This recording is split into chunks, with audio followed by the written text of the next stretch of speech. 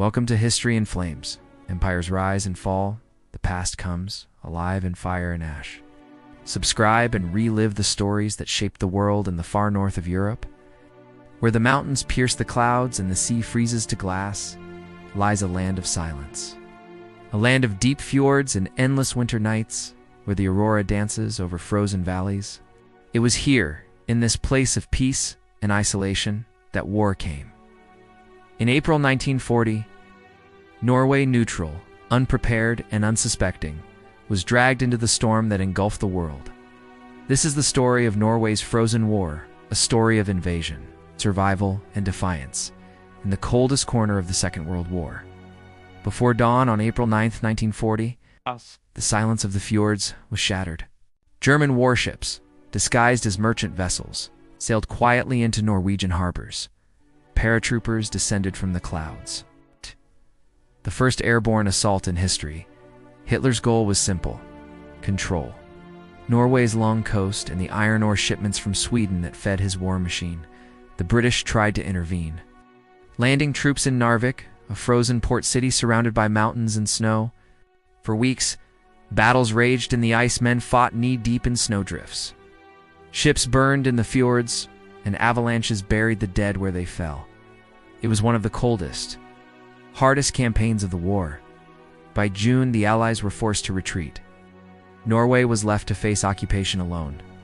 German soldiers marched through Oslo. The swastika rose above ancient castles and churches. The puppet government of Vidkun Quisling was installed. Its name would forever mean traitor. But beneath the surface, Norway refused to bow. Teachers, priests, and fishermen turned to resistance. Secret newspapers spread news from London. Fishermen carried refugees and messages across the North Sea. In the mountains, men and women trained in silence. Hiding radios beneath floorboards and explosives under skis, they called themselves Malorg, and their fight was only beginning. In 1943, deep in the snow-covered valley of Telemark, the Germans had built something terrifying: the Vemork heavy water plant. To the world, it was just a factory. But to the Allies, it was the beating heart of Hitler's atomic research. If the Nazis succeeded, the world could fall to darkness. So, in the dead of winter, a group of Norwegian commandos parachuted into the mountains. The operation was called Gunnerside.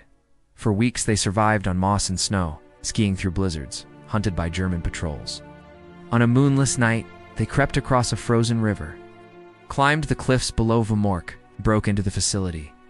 They planted explosives on the heavy water chambers, lit the fuses, and vanished into the snow. The plant was crippled. Hitler's nuclear dream ended by a handful of Norwegians in the snow when the war finally ended. Norway emerged scarred, but unbroken. This was Norway's frozen war, a story of invasion, survival, and defiance, carved in ice and remembered in freedom. Thanks for watching. Like and subscribe for more. Share your thoughts below.